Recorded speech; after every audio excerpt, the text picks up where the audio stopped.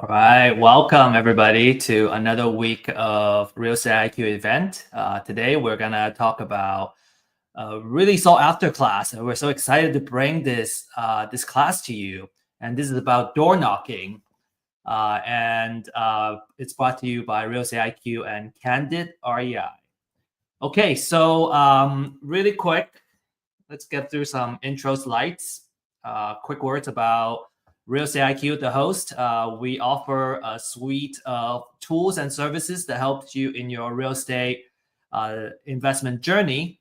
One of our core products is called Off-Market Leads, and we basically find motivate sellers who have a very strong reason that they need to sell their house.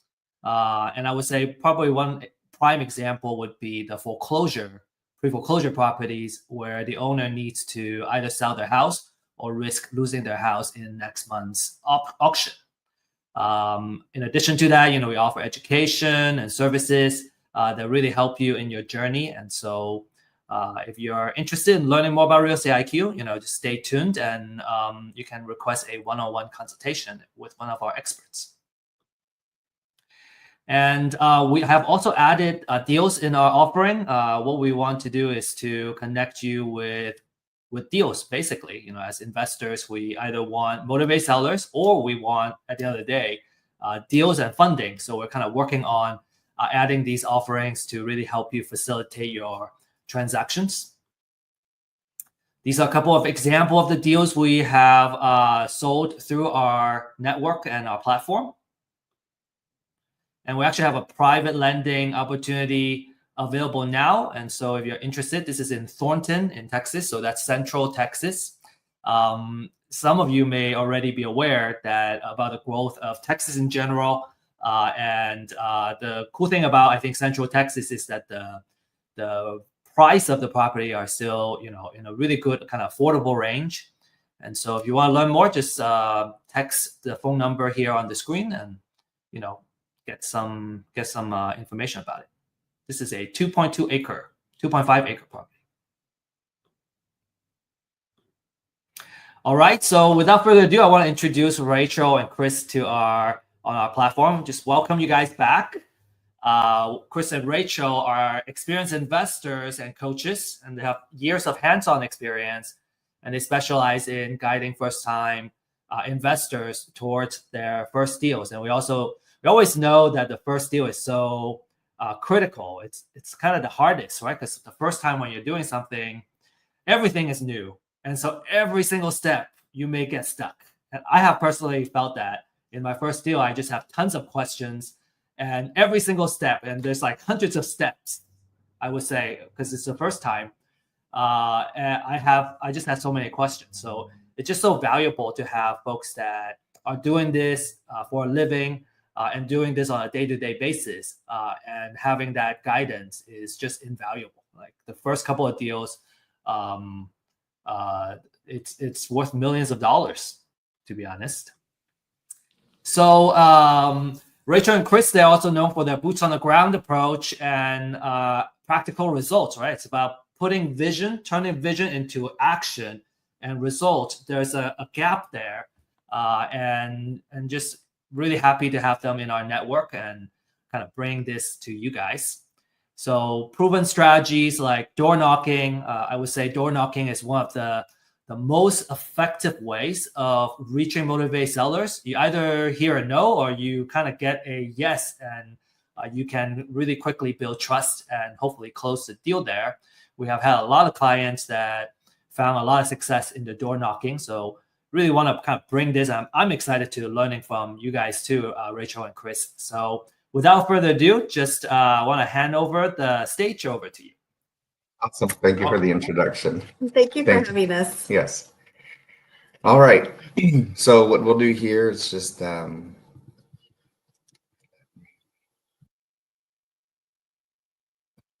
back here.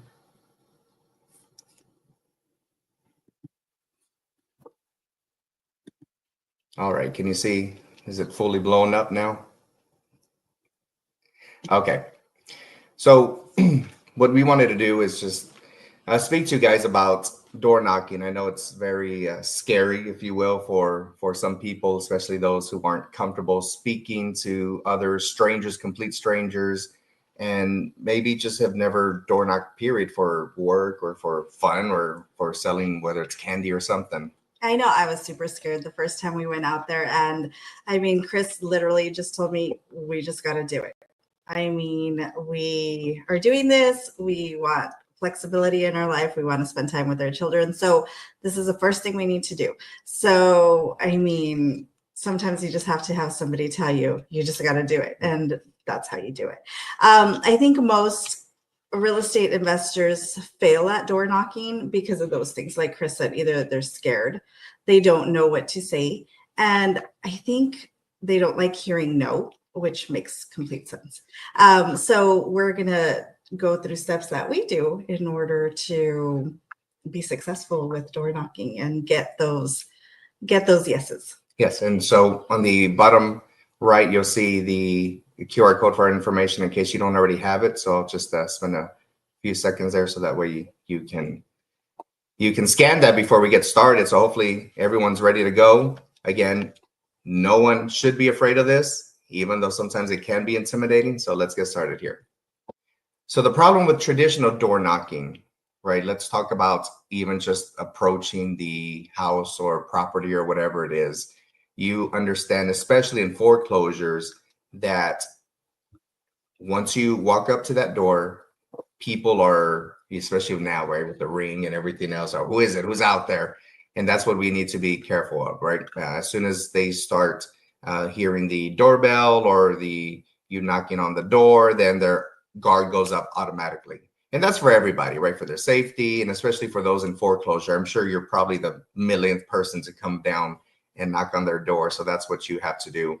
The second one is, I think we, especially newbies coming in, we tend to want to sell, whether that's ourselves or our product, because that's kind of what we're taught, right? We're taught, hey, go up there and sell. And for those who have sold chocolates or candies or, you know, popcorn, whatever, for schools or whatnot, that's what you're doing automatically. You're selling.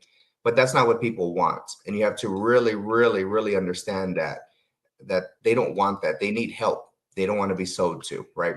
So most of the people that are going to answer, you know, depending on how you react to them, how you look, and how you speak to them, they're probably going to shut the door on you, or, you know, some will open up for you and really listen to what you have. For most people, a simple no shuts them down 100%, right?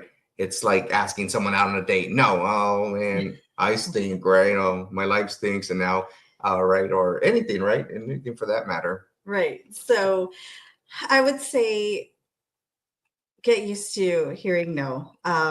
Chris always tells our boys, it's funny. He's like, do you know how many no's I heard? Do you think it stopped me? He's like, no, I just kept trying, or else I wouldn't be here.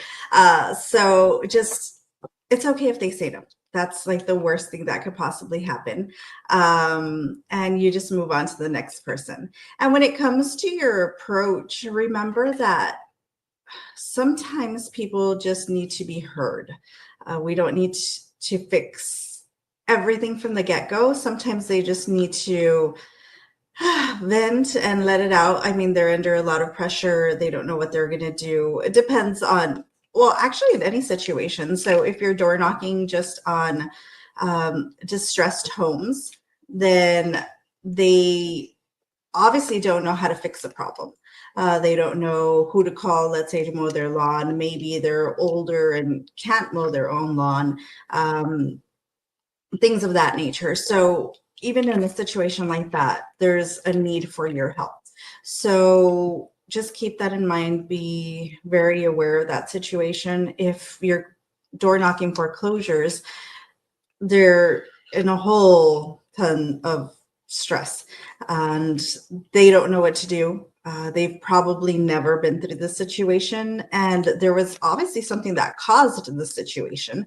So maybe they haven't been able to resolve that initial problem. So just be very aware of things like that and just be patient. Yeah, very patient. All right. So whenever we go to houses, especially if I don't know the person, right? Most of the time we don't know them unless they're repeat offenders. And yes, you have those who are consistently on the foreclosure list and they stop it. They know exactly how to avoid foreclosure. These guys are experts at what they do. And the more you do this, you'll certainly see that.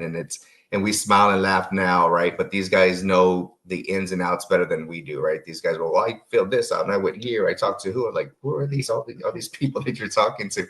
But it's true. So, but if you are really, really nervous, right? What we tend to do is whenever we walk up to a property, we notice something in the area. Maybe it could be as simple as Walmart. Hey, you have a Walmart right down the street from you. That's awesome, right? Or hey, you have something, a nice car outside, right? Or anything. You want to be able to observe what they have in the area or at the property to open up the conversation.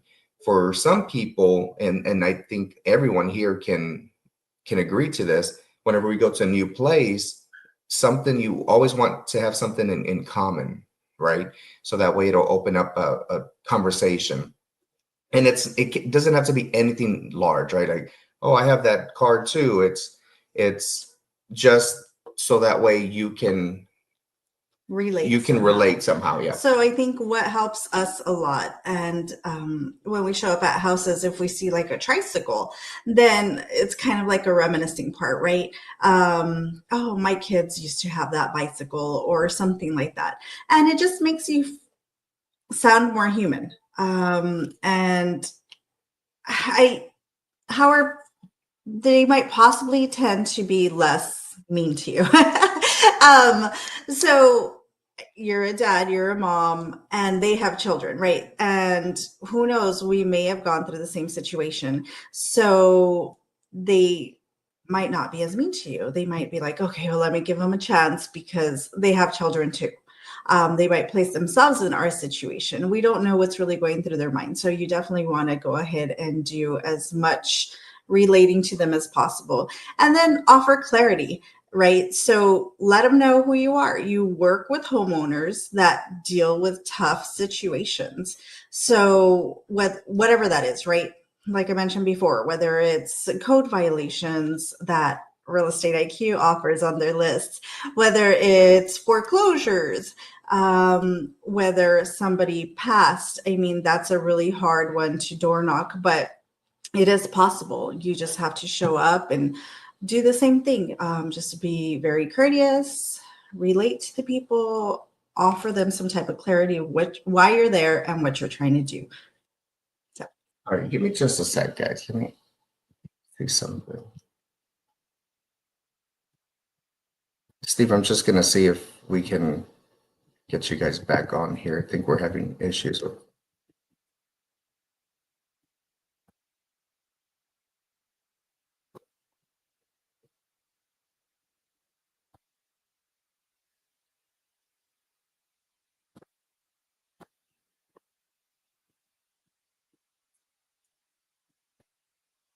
Let's see if this works, guys. I apologize. We're checking to see if I think we received notice that you can't see the slides.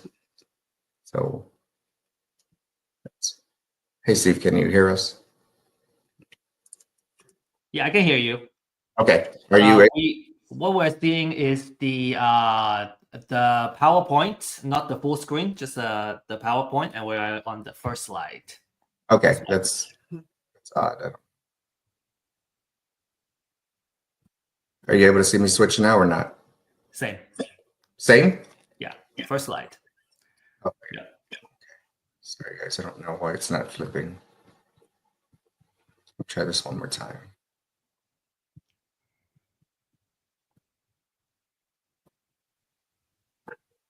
So.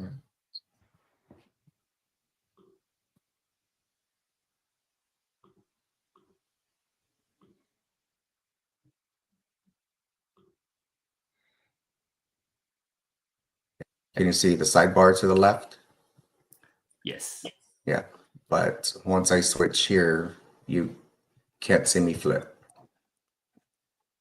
No. Yeah. We're still seeing kind of the sidebar. Yeah. It's okay. Okay. All right. So it's got the sidebar. Okay. All right. Here we go. Okay. So this is what we're talking about here, guys. So the problem with door knocking, I know. Sorry, I apologize for that. Not sure what's going on. So we left off here. Okay. So let's continue. So we always talk about approaching the door, what we should look like, how we should behave. And I will tell you, there is such thing as being overdressed or being underdressed, right? Overdressed, you don't want to look like the bank. First of all, you definitely don't want to look like a banker. I know, whenever we all start door knocking, you want to dress nice. And especially in Houston in the heat and the humidity, you definitely don't want to wear long sleeve unless it's a nice cool day, which are very rare. But yes, you definitely want to look the part, right? Look like you're not, don't look intimidating. Don't look, and for some of us, Rachel says, smile, right? You look mean. Okay, well, so that way, whenever someone opens the door, they see, hey, a friendly smile. So at the minimum, just minimum, just smile at least, right? I would say one of the big things is to, even though it's hot, and I know we're tempted to wear a cap, sometimes try to avoid the cap. But if you are going to wear a cap, at least wear it like the right way. Don't wear it backwards, right? Because I know when it comes to like my grandma and my mom and just the older generation, they're like, oh my God, turn that around or take that off. That's so rude of you. So always try and be aware of that. And then just don't wear a t-shirt either. So whatever your t-shirt might be offensive to the person you're visiting. Maybe it reminds them of something or just a bad situation. So I would say avoid graphic tees. Don't wear too much jewelry because it may be distracting, right? I mean, even when it comes to like job interviews, that's one of the first things they tell you, just dress appropriately. You're basically interviewing with these people. You're making a first impression. Don't wear a super strong perfume because that can linger. And then always be safe when you're out. So we always try to go together. If we're not together, I definitely won't go by myself. I'll have somebody with me, whether that be another girl and maybe like he's in the car, or if we just let him know, hey, we're going to these houses, this is our route and so forth, then that's okay, because at least somebody always knows where you're at. But I would say always try and make it like a boy and a girl. And the reason for that is you seem a little bit less intimidating. If two guys show up and let's say it's just a female at home, they might not want to open the door for you, right? Because it's just like, oh my gosh, like who is it? Yeah. And so what people tend to do is go with others, a group, maybe 2 or 3, but no more than 2 or 3, right? Because then if I see a group of people outside, then I get scared, right? And a lot of these people, you have to understand, they're already panicking, right? They're going through foreclosure, and they don't want, and a lot of people have come to their door already, right? Another thing that we've seen is people show up in maybe sandals, or they show up in those vests, for construction to try to fool people and use different, uniforms, if you will. Don't do that, guys. We're real human beings. We're speaking to human beings. They want to be treated as such, right? So do that. Whenever you are at the door, don't lean up against the side, or be like this, or hold your clipboard up in front of your face. Don't try to hide or anything like that. Just be normal, right? Whatever normal is, I guess, right? Just be your normal self. And then give them space. Really, don't literally just stand in front of them as they open the door, right? Back up a bit, right? Let them know that you don't have anything in your hands unless you're holding a clipboard or something.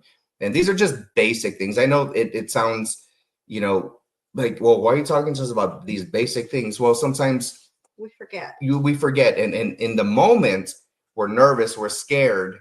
And especially door knocking, right? For strangers' doors, we get scared too. We get nervous as well. So if they get scared or nervous, we do the same thing. So just keep that in mind, okay? So, but keep in mind that if you're still nervous, it's a good thing, right? You should never be too comfortable with the situation and forget to listen to like that little voice in your head that tells you, no, don't do this, or yes, do this. So always listen to yourself. If something doesn't feel right, just always listen to that little voice. That's funny because just not too long ago, Chris went door knocking with one of our partners. And he came home and he's like, oh my gosh, it was crazy, because they had an appointment set and everything. So they were expecting him. It wasn't even normal like this door knocking. It was door knocking nonetheless, because they had never been there, but they already had an appointment. And then when they got there, it was funny because he got home and he's like, oh my gosh, there was yelling like crazy. And so he stepped away, kind of gave them a minute, tried calling them, and then they wouldn't answer, maybe knocked one more time and they were yelling. And then he's like, we're out, we're leaving. And I'm so grateful for that, because no house, no situation is more important than your guys' life. So if it's a very hostile situation, just leave. We belong to a lot of groups and so forth. And it's unfortunate. We've been hearing some horror stories recently where people kind of warn each other, hey, don't go to this property because they just pulled out a gun, things like that. So always be safe. Yeah, and for can't those, emphasize that yeah, enough. for those who look, I always tell people everyone has different backgrounds, you know, from whether it's law enforcement, martial law, or something like that. You can handle yourself, yeah, great, but no contract is worth, you know, dying over, getting killed, stabbed, you know, shot. So this one was pretty hectic. I mean, as she tells a story, you know, it sounds like, oh, well, somebody yelled. No, this was, you could literally hear these people yelling from inside the house. So we went and other people showed up as well. And those people just thought it'd be good to start knocking and like as if there were cops trying to knock their door down. And it just flipped a switch in the homeowner. And it was, when I say you can hear them yell, we were probably, I don't know, 30 feet from the door or something, 40. And as we backed up, you could literally hear the gentleman yelling. You could hear him stomping all the way from the room or wherever he was at to the front door. He opened that front door. And if you've never heard anyone yell really, really loud, it'll take you back. It was really, really, really that loud. It was so loud that the neighbors came out to see what was going on. And that's when we knew, well, before that, we already knew, hey, we should leave already. So we just backed up and ended up leaving because it's not worth it, guys. It really isn't. It for that contract, for that money that you're going to make on that deal, if it becomes a deal, it's really not worth it. So don't try to, you know, be Mr. Tough Guy or girl and say, hey, well, I can handle it, right? Yeah, I mean, I'm sure you guys can handle it emotionally, physically, but it's really not worth it. So just be careful. Yeah, just be careful. All right. So which leads us to the situation, right?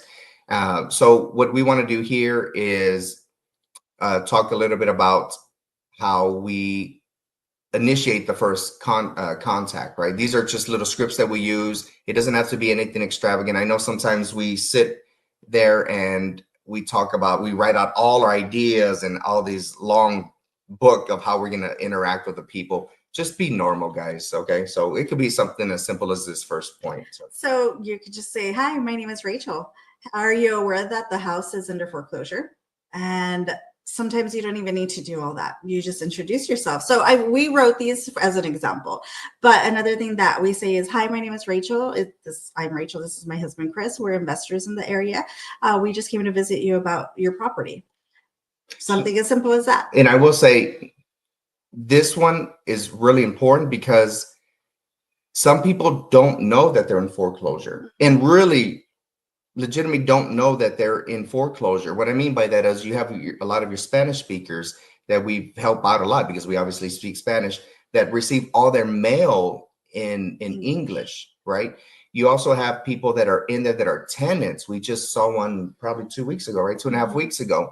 The lady had no idea the house was going into foreclosure. She said, what do you mean? I've been living here for, I think it was like almost 3 years. She said, I pay my rent on time and everything else, except the owner didn't pay the bills, pay the mortgage. So some people, as dumb as, you know, people say this might sound, it's really the truth. Some people don't know that they're in foreclosure, especially tenants, right? I think the worst one was the guy's cousin was living there. He's like, what do you mean? That's my cousin. We hang out all the time. And, you know, almost every weekend and he didn't know that they were losing the house. So yeah, you definitely want to watch out for that.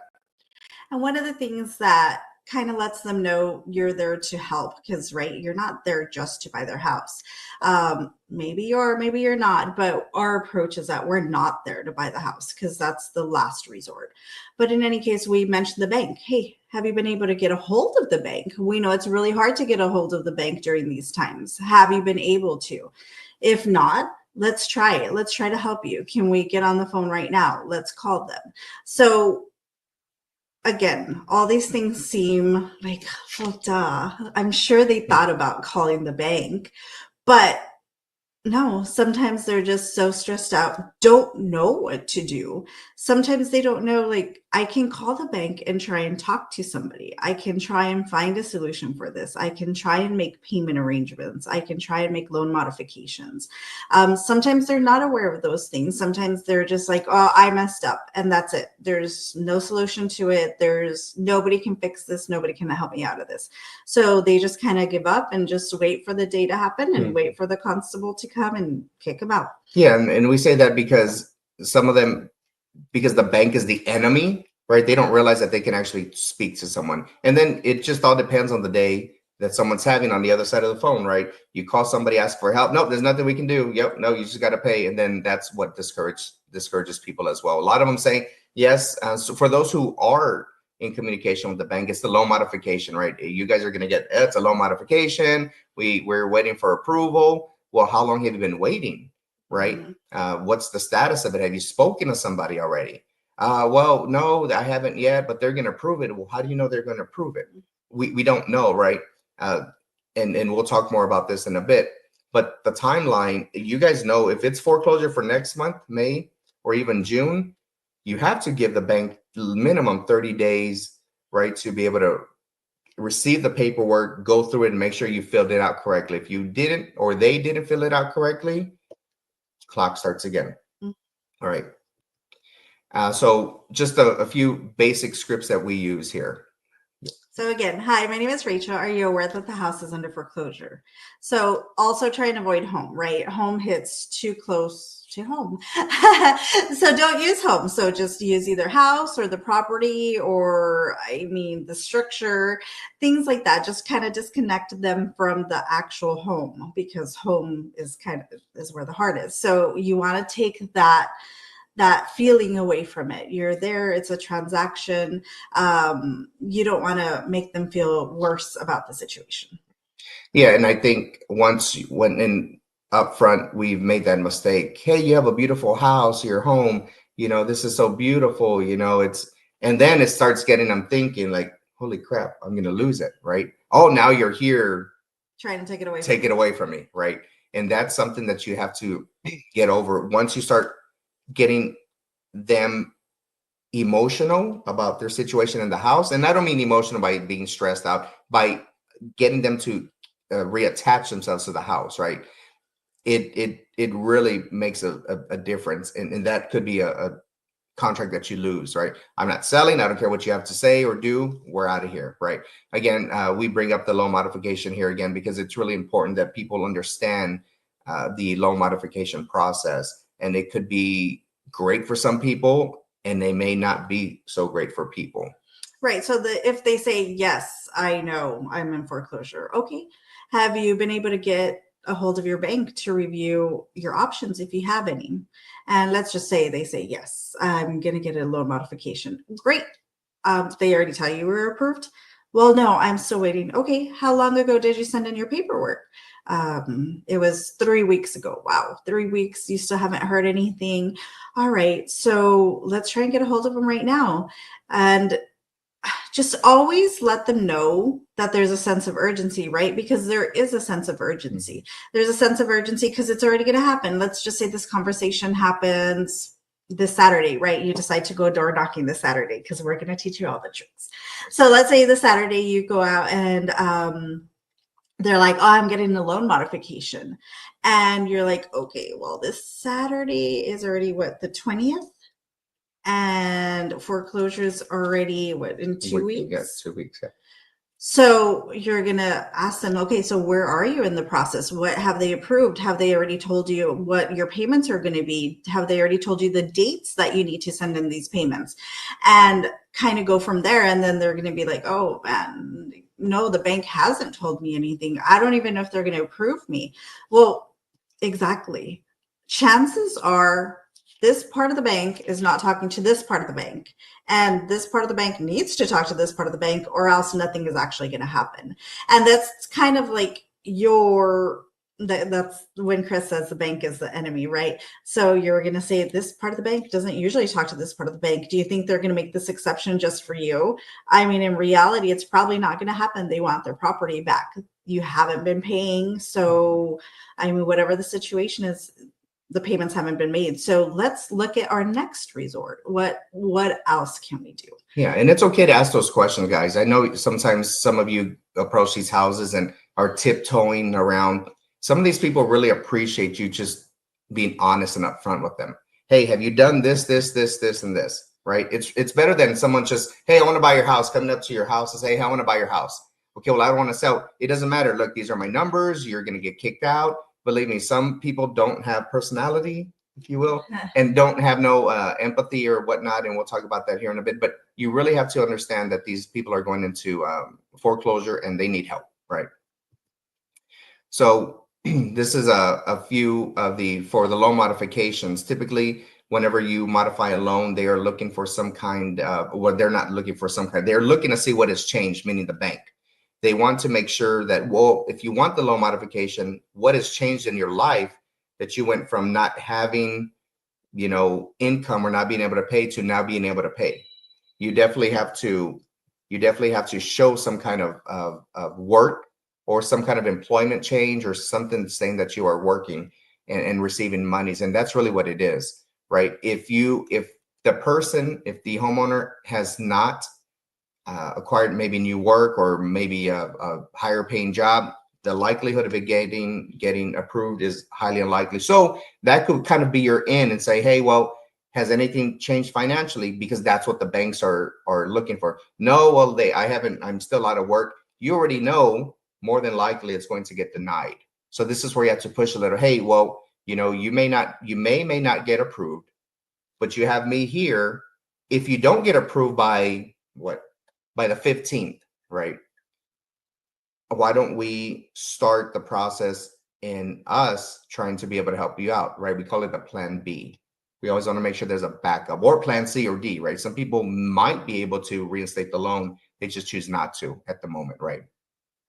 And the big question that we always ask people is, did they fill out the information themselves, the paperwork themselves? More than likely, they're going to make mistakes. I have yet to see a financial institution stay on the phone with you for hours, line by line, having you fill it out. So and then some people help hire other people to help them out. But if you filled it out yourself, I can assure you there's mistakes, right? And you want to try to avoid that.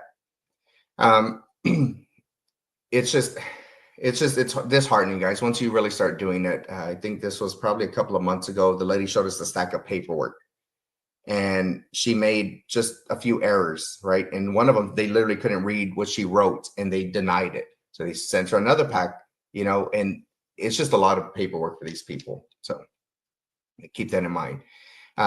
Alternative scripts that we use, we tend to, whenever we come to a house, we always assume we're going to speak to the owner. So whoever opens up the house, we're assuming it's the homeowner. And we just use John as an example, right? So, hey, John, my name is Chris. I saw the property on the foreclosure list. Did you know about that? Well, yeah, you think I'm an idiot? You don't think I know? Or, hey, what are you talking about? I'm paying my rent, right? I rent here. What are you talking about? Or, hey, no, I didn't know. And I didn't know because, unfortunately, just like banks don't speak to one another, the bank departments, spouses don't speak to one another. Believe it or not, guys. I don't know if you're married or what, but but yes, can you believe coming home, after work, getting somebody at your door knocking, and then, what do you mean I'm losing my house? Yeah, and we ran into it. Or a lot of people say, oh no, my wife's taking care of it. She already hired an attorney. And we've had situations where we ran into people. It's funny because they actually remembered us, and they've told us, yeah, my wife did hire an attorney, but nothing happened. Nothing happened. I mean, they took our initial money, but we still lost the house. So these are real life scenarios that, I mean, it happens, right? You don't have to say it happened to me personally or anything like that, but now you know someone who it has happened. We heard it first person. You're hearing it from the horse. They lost their home because they took it to an attorney. They've paid the attorney, and I don't know, it just got lost in the shuffle or something, and it didn't get paid. So even when it seems that official, right, it's going to get taken care of, and it didn't. And yeah, it's pretty disheartening, especially when you hire somebody to help you out. And some of these people will just take money, right? They know it's stressful time, very emotional time. Hey, pay me $1,000, $1,500, $2,000, we'll stop it.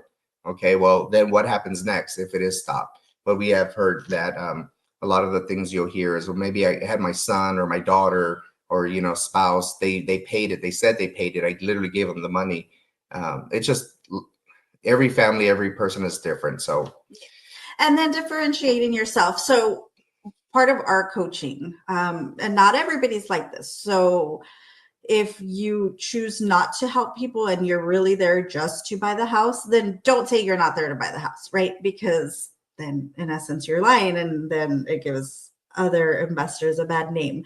But let's say you really are trying to help them, then really do your best to try and help them. Really call those banks, with the people if they want to be there, or without the people if they don't want to be there.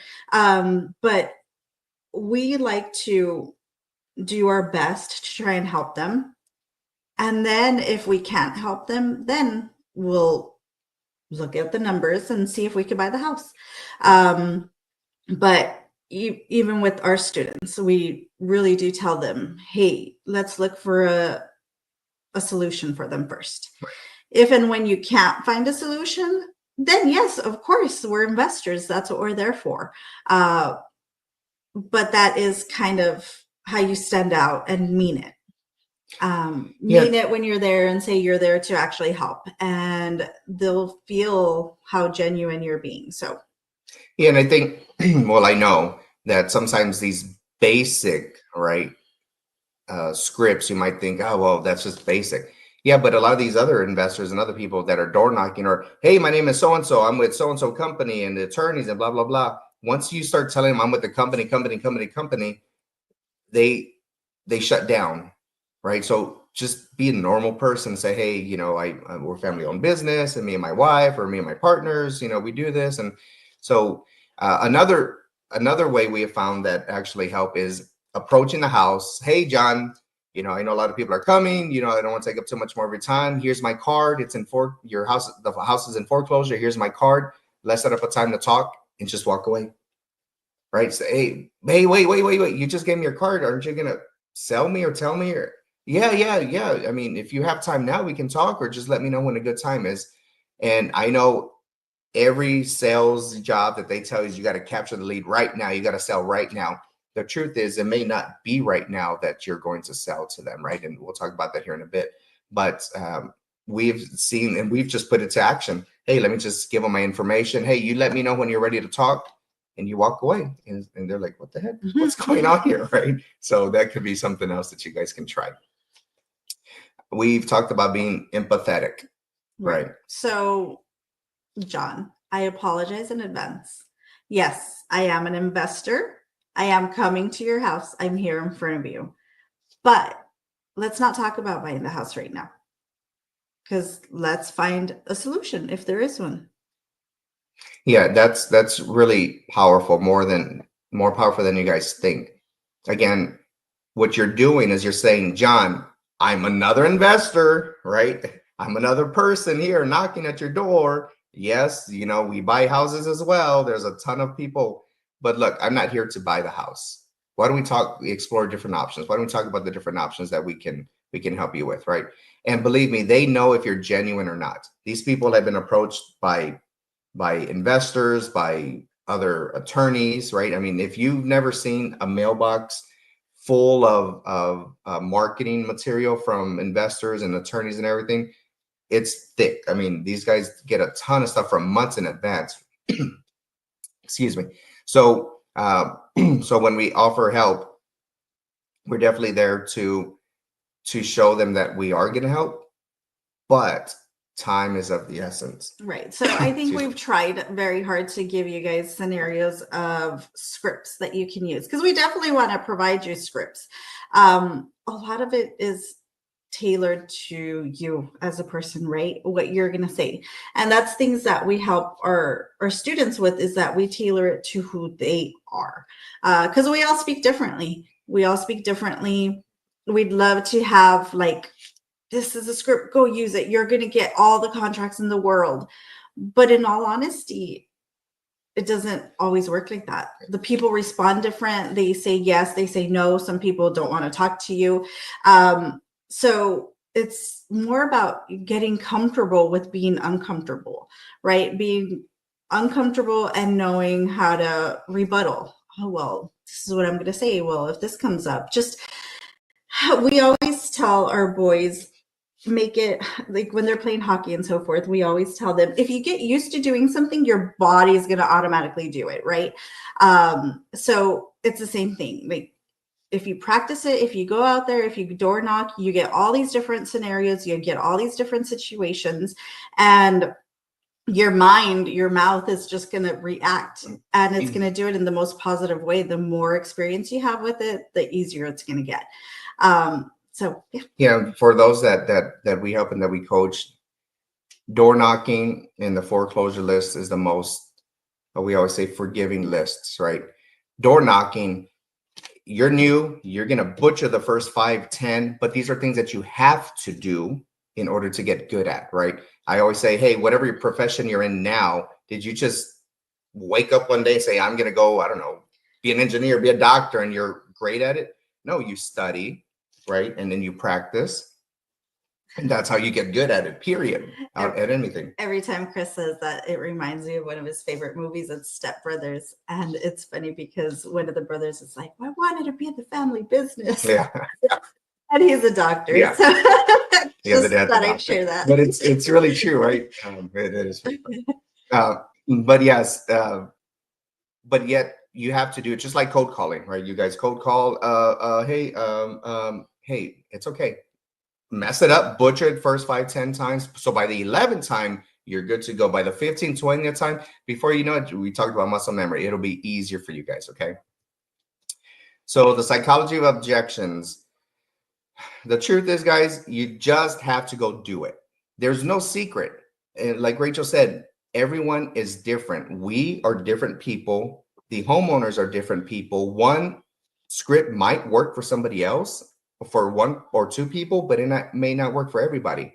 So there's really no secret to being successful in this. It's just you having to go out there, feeling out who they are and what they say, and then go from there. This is why we say basic stuff. Hey, you have a bicycle just like my kid, or a motorcycle or a car or something, you know. The sellers will know if you are memorizing scripts or if you're like a robot. Right? They say, hi, John, my name is Chris. Do you want to sell your house? Heck no, I don't want to sell it. What do you think? Get out of here, right? And then you get the door slammed on you. So, and then, well, I guess most importantly, don't get offended, right? I think that's the biggest thing about people right now is they get emotional, like, I hate this, it doesn't work, right? Yeah, don't. I mean, you have to understand they're losing their house. Whatever the situation is, sometimes they weren't responsible. Sometimes they were responsible. Sometimes bad situations happen to them. Just understand they're going through a lot of things. And first thing that they're probably going to do is not want to deal with you. You're just another thing that they need to deal with. So if they're angry or upset, it's okay. Let it out. Let them speak. We don't allow homeowners to speak because we always want to go first, especially if you have a sales background, right? We're there to sell. We're there to hit the bullet points of what we're going to do and the details. But sometimes you just have to shut up and listen, right? Believe me when we tell you, we have been at houses for an easy hour and people are just crying. They're talking about other issues. Hey, well, you know, I understand. And you just sit there, right? And you're thinking, man, what the heck? You know, it's like a novella. Yeah, like a novella, right? A soap opera. And some of these people, believe me, it does seem like it. But I will tell you that makes all the difference in the world. And that's how you build their trust. Because you at least let them vent. So, yeah. Yeah. So allow them to speak and you just sit back and just listen. And then while you're listening, oh, really? That happened? And be thinking of a solution. Yeah. And that's what they want, right? They really do want help. So, all right. Real world scripts for top objections. Everyone is going to say they're not interested, right? So we'll start here. So if you're not interested, I understand, right? I understand most sellers are here to just buy your house, but most buyers. Did I say it wrong? Sorry. So, but I'm here. I'm going to be different. I'm going to try and give you a few options that'll hopefully benefit you. And that's Yeah, so a lot of it's just, hey, I'm here to help you out. Let's move forward. Let's talk about the different options. And then when you do give them, some people say, hey, well, just give me an offer. Just give me a number and I see if I can move out and go buy another house. And, we tell them, our number. Say, what the heck? Why is it so darn low? Well, this is why it's low, right? We call it right brainer, left brainer. Some of them need to see real numbers. So what we do is we say, hey, I know you wanted 100,000, but I can only offer you 75,000. And this is why, you have realtor fees, costs. We have holding costs. We have closing costs. We have all kinds of different costs that go into our number. And once they really start seeing that and other investors start giving them, their offers, once they're all aligned, if you build that relationship up front, they're going to say, hey, I remember Chris and Rachel, they weren't trying to BS me around. Let me call them, right? Even though their offer might be a few $1,000s lower, I know that they're good people, right? So just keep that in mind. And if they say, I'm working with an agent, great. A lot of the times you'll find that they're their family members, they're their good friends that told them, hey, well, let's try and sell the house, right? But in all actuality, they probably, especially if you're door knocking the foreclosure list, they probably don't have enough time. And that's what you want to emphasize. Tell them why they don't have enough time, but explain these things, right? Because they don't know what they don't know. So you want to explain to them, you probably don't have enough time. This is what we could do. This is what we can offer you. Sometimes when you're selling on the market, you need to fix things. People don't want to come in and see a house that's half painted and things like that. So you want to tell them every reason why they want to go with you. Yep, exactly, Mike. That's a great point. Consistent follow-up. How many of you guys really follow up? Right? I can assure you most aren't following up. They go one time, they don't hear anything, or hey, cool, we met Mr. John. Okay, I'll wait for you to call me, or I'll call you and you don't answer. Okay, and then that's it. Then they forget. But we're telling you from experience that most people don't follow up. 80% of these deals are being done because of follow-up, right? People say, oh no, I reached out to them 2 weeks ago. Well, did you try again? Did you try every other day? Right? They obviously, you exchange numbers and information for a reason. You have to follow up on these guys. Okay. So body language, again, once you're walking up to somebody, walk up slowly, smile. We talked about this, hands visible, step back after knocking. Yeah. Right. Don't be a jerk and, try to. And be comfortable with silence. Yes. It's okay. That's probably when they're going to talk or tell you the real story or what's really going on. So just say what you're going to say and then listen. Yeah, just step back and listen. Don't rush them. Don't rush them. You don't like people standing over you at a store. It's the same thing, but even more personal because it's at their house. Don't put your hands inside your pocket because they won't know like what are your true intentions. Don't pitch them. I mean, you want to get the contract. Obviously, we know you do, but it'll come. And yeah, just don't be too persistent. All right, so these are just a few faces that you're going to see when you come up to a house. Some are going to be angry, disgusted by you. They're going to be afraid. Some will be happy, say, hey, I just have someone else to talk to. Come on in. Sad and surprised, right? Surprised, hey, I didn't know about any of this, right? So these are real emotions that you're going to see here. 3-part door knocking process. If you guys just take 30 seconds to scan this, it's a way for you to prep for your door knocking experience, right? We're going to prep and pull the list. We're going to go to the actual houses, and then we're going to follow up. Okay, so we'll give you a few more seconds. All right, and then we can share this again afterwards. Really quick, guys, how many of you here drive for a living, right? From work to school to home to everyone drives, right? So just keep in mind, if you look at this sticker here, some of these stickers you will see on houses, those are obviously distressed houses, right? So these are things that maybe you're not thinking about, maybe people don't know about. So these are just some houses that you may not even know about, period. And again, some are not obvious at all. Maybe they are maintained, as far as the exterior, the yard. But once you see the Supra, right? Once you see one of those for realtors that use that, or any kind of, it could be I don't know. I mean, what we've seen all kinds of stuff out front, right? Just Lockboxes, log boxes and yards. yeah, it's just different things. So landlord fatigues, right? Those who don't want the houses anymore, right? These are all lists that you can pull. Your probate, your inherited properties, those who didn't do anything for the property, they received the property and now they just want to sell. They just want some money. All these lists. Real estate IQ. Yes, exactly. Code violations we're talking about. Unoccupied properties, probate properties, code violations. So get your list. Awesome. So how do we use Real Estate IQ? We search for leads here from foreclosures, probates, loan modifications. They have all the details that you need, from name, addresses, how much equity they have, phone numbers, everything. Skip tracing. Sometimes it's hard for us to find the sellers, right? And this has everything. You can pull CMAs. At the end of the day, who wins? We all win. Yeah. So this is the code for if you don't have Real Estate IQ yet, which you probably do because you're listening here. But if you don't, make sure to scan the code and get it, because you're going to get wonderful lists. Yeah. All right. Give you just a few more seconds.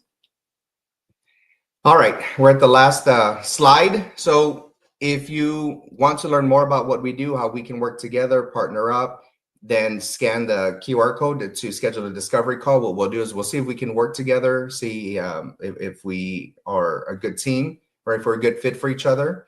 And if you want to learn more about door knocking, we're actually going to go into more detail. We typically try to do it every second Thursday of the month. We have our meetups at Rudy's Barbecue. But today we're having it. Somebody took our date. So we're going to take advantage of Rudy's Barbecue tonight and have some delicious barbecue there and be presenting. We'll start at 6. We actually start at around 7, but you're welcome to be there as of 6:30 and network a little bit with like-minded people. It's a great meetup. A lot of nice people will be there, so we're pretty nice. Yeah. And so our last thing is start door knocking. So this is a picture of a couple of our students, Marina and Maria. They're consistent. They're out there.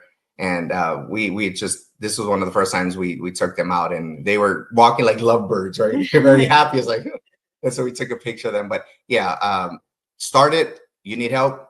Let's book a call. Let's talk, and we'll go from there. All right. Thank you, guys. Really appreciate your class. I took so much notes. Yeah. So we're now in our Q&A kind of section. One question we have is, so let's say we're specifically using the Real Estate IQ data tool, right? How do you most effectively pair that for door knocking? Like, what are some of the information that you actually use for the door knocking? Sure, we use it kind of to plan our route as well, right?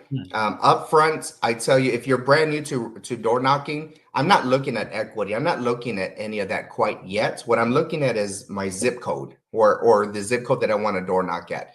Get, a few houses in that area, plan out my route, and then go execute, right? Go talk to these people. So that's exactly what we do. We'll go to Real Estate IQ and say, okay, well, this time we want to door knock in Katy, right? We don't want to go too far. So we'll go to Real Estate IQ. We'll do our search with the zip code that we want to hit up, and then it'll give us our list. And then from there, we'll choose, it depends on how many houses are in the area that month. But then we'll say, okay, let's get this information and put it like into our Google Maps and route our plan for the next day. And then we use Real Estate IQ directly to make mailers, to make letters for these people, or marketing, everything. Yeah. So, and then once you get more comfortable and you can start breaking down, you can say, hey, Real Estate IQ, they show the percentage of equity. Maybe I want some that are 20 to 50% equity, right? No less than 10, something like that. You can tailor it. I appreciate that. That answers kind of the follow-up question, which is what data point you use.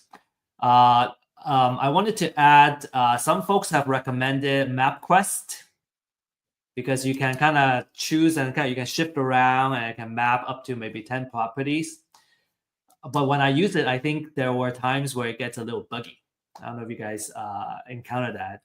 Yeah, we use kind of reload. the address? Yeah, we've used Google Maps, Waze. Those are WAZE. Those are, you can put the shortest route and it'll tell you, you know, what you need to do to get. So yeah, there's different apps that you can use, definitely.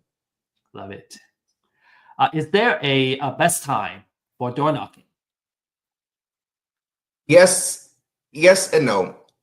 Yes, because we typically think people work from 9 to 5, right? So start your door knocking at 6 or from 4 to 7, 7:30 or whatnot. Then maybe during the day, some of these people aren't working anymore. Life has happened to them, right? So believe me, you'll see that some people are home during the day.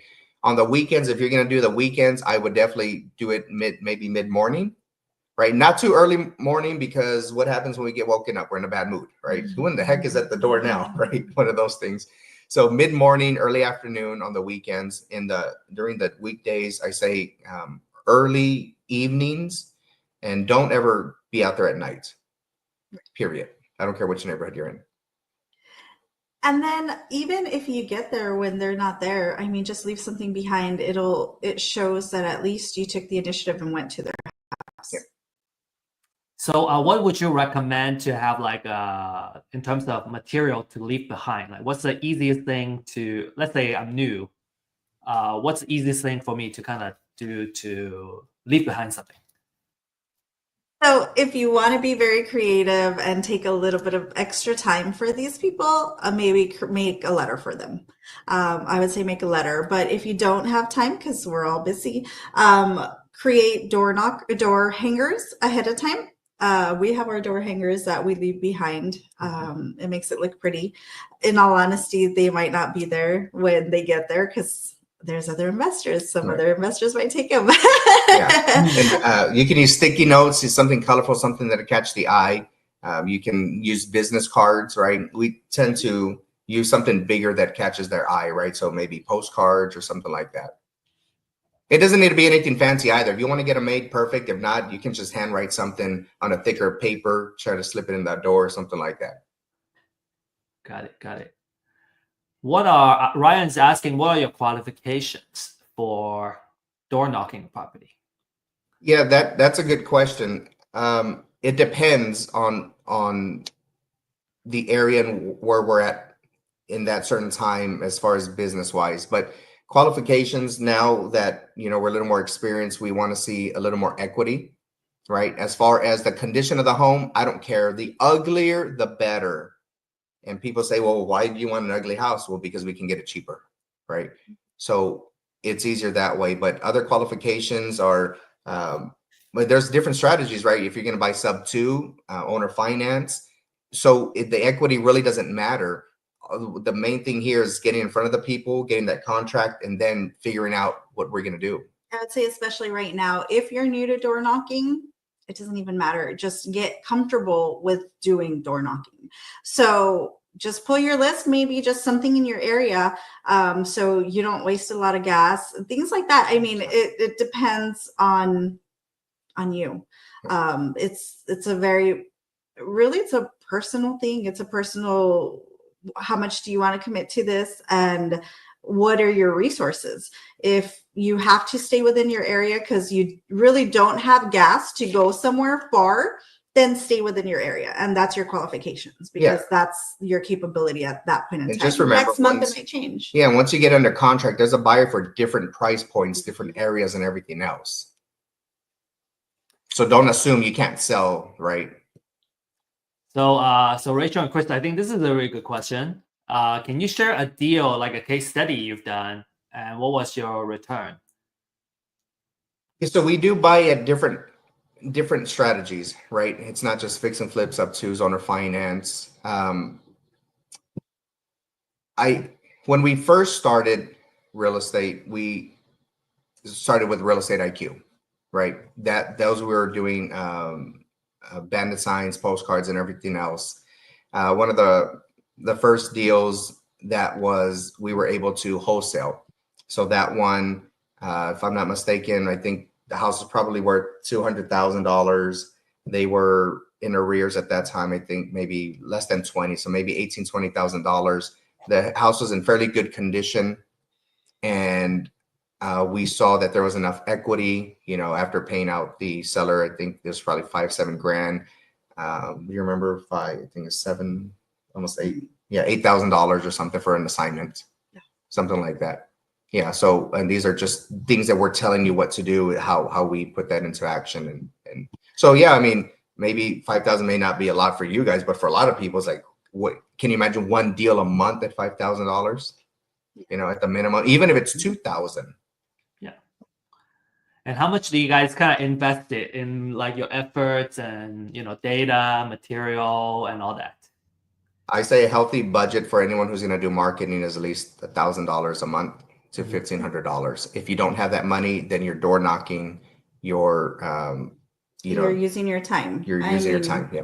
It's one or the other. You either have money to do a lot of marketing, send out things in the mail, do phone calls, do all that, or you're door knocking, which isn't going to take a lot of money. So that's why we decided to do door knocking today, because we understand a lot of people are just starting and don't have a lot of money to put into this. It does take money. So or partner with somebody who has a few dollars, right? Say, hey, I don't have a lot of money, but you do. I have time, but you don't have time. Let's partner together. Right. But door knocking is an excellent way to get started. That's not going to take a lot of money, but it is going to take a lot of time. So even if it's not money that we can say per se, you're going to spend this amount of money, you're going to spend quite a bit of your time. But it's all worth it. 100%. It's all worth it. It's just being consistent and doing it and getting out there and getting used to it and talking to these people and just being comfortable with yourself. Yeah, I would say, you know, so Real Estate IQ, we will recommend like a quarterly plan, you know, and that's, you know, under $300 to get started. So now you got the list for 3 months and you can start door knocking. I think that's a kind of a pretty affordable way to get started. And I think what we'll learn is, you know, how consistent, how persistent are you in executing and just like showing up and doing it. I was gonna ask you guys, what would be like a good first goal of number of doors to knock to kind of like gain some experience, right? Get your feet wet. We don't necessarily need to get a result yet. And I think, you know, one of the main things we want everyone to really focus on is the process. You know, if you just kind of focus on just doing it and doing it consistently, the outcome is going to come. We got to have faith that the results are going to come. But what's the process and how many do we want to kind of start? What would be like a good initial goal to really like enjoy the door knocking? Sure. So on that QR code that we had earlier, it's kind of a roadmap to what we have, and I'll just talk about it now. So whenever we start mapping out our weekend for door knocking, we try to get 20, 25 houses in that area, map it out, right? And that could take 8 hours or whatever it is. Mm-hmm. Out of those 20, 25 houses, and the reason we do so many is because we understand that not everyone's going to be home. And it doesn't matter to me up front whether they're going to be home or not. What I want to get comfortable with is driving there, looking at the neighborhood, walking up to the property and knocking, right? You can walk up to any property, but once you knock, most people are like, oh, Jesus, please don't let anyone answer, right? Because, but this is why we're here, right? We teach you how to do all this and all the different strategies. And you mentioned something earlier, education. If you have not educated yourself in all the different strategies, you're going to look at things just one way. And that deal that you get under contract, you may be able to make money in different ways, right? It may not make any sense for other ways, but believe me, this is why you guys have to get educated. Hence why we're here. But we do that 20, 25 at least, because we understand that maybe half of those will answer. And out of those that answer, we're practicing. And I'm telling you, mess it up. Say, hey, Rachel, I'm here to buy your house. I'm here to save, whatever it is. Then you mess it up, but keep moving, because they're going to, if you don't see them the next month, right? Those guys are going to forget all about you. But the second house, the third house, you're going to be able, hey, Rachel, my name is Chris. Has anyone spoken to you about options, or has anyone tried to help you save your house? Anything like that. You will get better. So it's a lot of repetition up front. Yeah, I think it takes repetition to get better. Yeah. And, you can rehearse it as much as you can beforehand. And I think it'll help a little bit, visualization. But when you mess up is when you really kind of have the material in your head to go, how do I do better next time? And then there's like always like an objection that comes back. And, oh, what am I supposed to do? It's okay. It's just one of the leads. We have plenty of leads to go through. Right, and that's why we said earlier, we can give you all the scripts you want, but it depends on you, right? The person that shows up and who answers the door. Yeah, the objections are always going to be different. Right. There's always going to be a different reason why they can't talk to you, or a different reason why they don't care, or a different reason, or something that they already have resolved. So, and we're going to go deeper into that tonight at our meetup. So yeah, so you just have to practice. Yeah.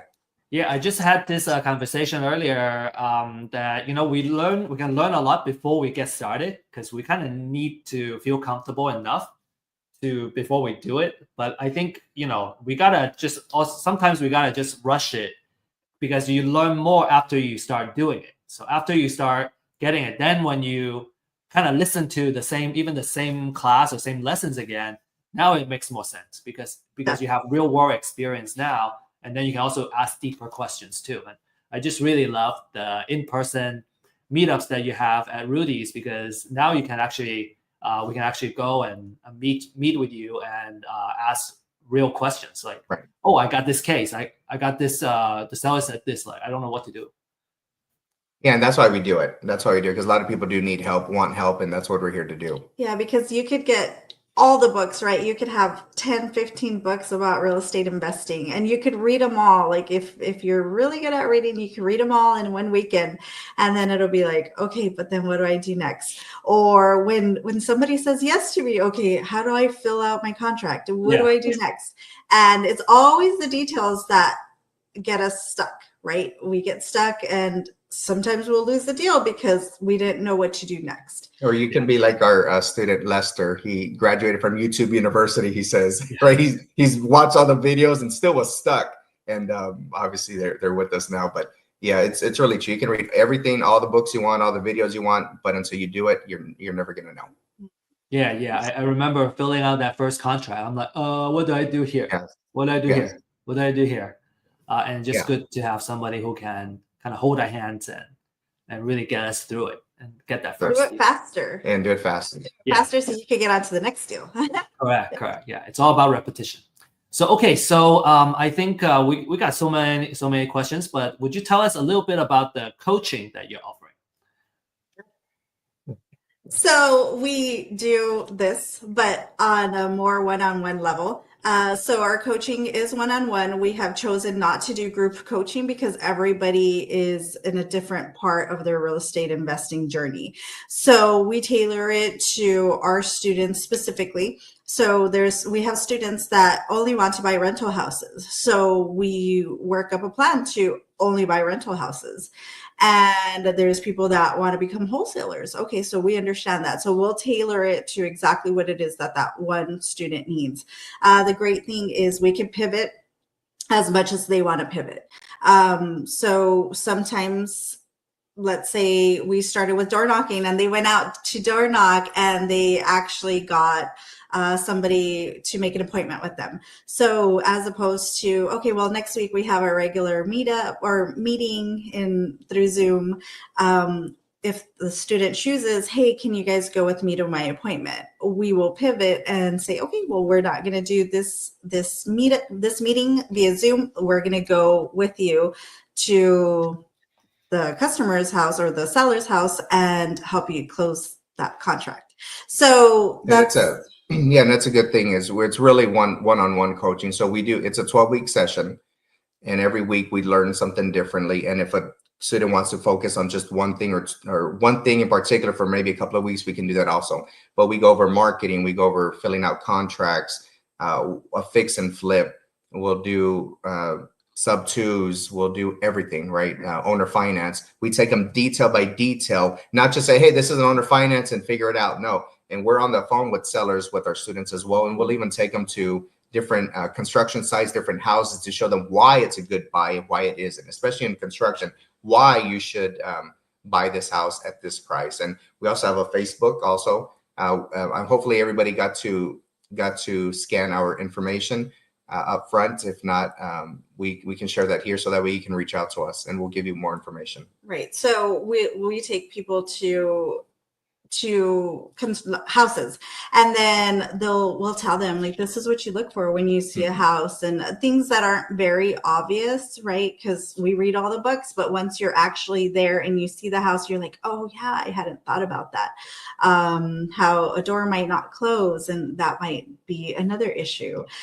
So we get into those details. It's a lot of hand holding, which we find a lot of people do need. A lot of people have gone through different programs, which is great because you've already kind of been filled with some of the knowledge. But if there's gaps or things that you don't truly understand, we fill in those gaps, or we can go from the beginning and fill you with all that knowledge that maybe some other people have that you don't have yet. So it's really tailored for people that have been in this for a long time, new people, really anybody. And the great thing is we're active investors as well. So this isn't something we did 20, 30 years ago. Now we're just teaching, right? We are out there with you guys. We're learning. We're teaching each other. We're supporting one another. So by the end of our program, you're literally going to be able to do deals by yourself. If you want to do deals with us, partner with us, that's great. But eventually we want you to go out and do it for yourself or your family to build that generational wealth. So you'll be able to be comfortable looking at houses by yourself, filling out contracts, sending it to title, getting your attorney squared away, closing, and then go from there. Yeah, and I just want to take this opportunity to really stress, it's so important to have someone you trust and who have been through it to be on our side. Because when I'm stuck, I want to know who I can call and that they will pick up the phone and really help me because time is of the essence when it comes to a lot of these deals. And then another piece, maybe just to add on here, is you need to have a educational budget for your business, right? We really see what we're doing here as a business, and it's gonna be a long term, 5, 10 years, 20 years down the road. You gotta consistently invest in your personal education. I think that's probably the best investment to ever make is in here in our own brain because we can always use it, and I think the return is infinite. It's miserable, yeah. Okay, so our time is up. We're actually like 15 minutes over. So for those who are staying behind, really appreciate you. Make sure you get back to and connect with Rachel and Chris. If you're in the Houston area, in the Katy area, make sure you hit up their meetup and reach out to Rachel and Chris if you want to learn more about their 12 weeks program. Rachel and Chris, what's the best way to reach out to you? I think we got a couple of questions here. Yes. Yes, absolutely. So our phone number is 713 635 713 635 835 no 635 635 9706. Okay, would you please repeat the last 4 digits? Yes. So all of it's 713 635 9706. 06. And then our website is Candid, CANDID, REI for realestateinvesting.com. Awesome. And then our email is rc@candidrei.com. And then we have Facebook and everything else and all that we can exchange later. Yeah. Awesome. Cool. Well, really glad to have this session. It's recorded as well, so everybody can refer back to this class. And Rachel and Chris, we should get together and chat a little more. For sure. I have a couple of ideas in mind to talk to you guys about. Sure. Have a good rest of the weekend, everybody. It's Easter weekend, so have a good weekend, and we'll see each other again next Thursday. Bye, everyone. Cheers. Appreciate you.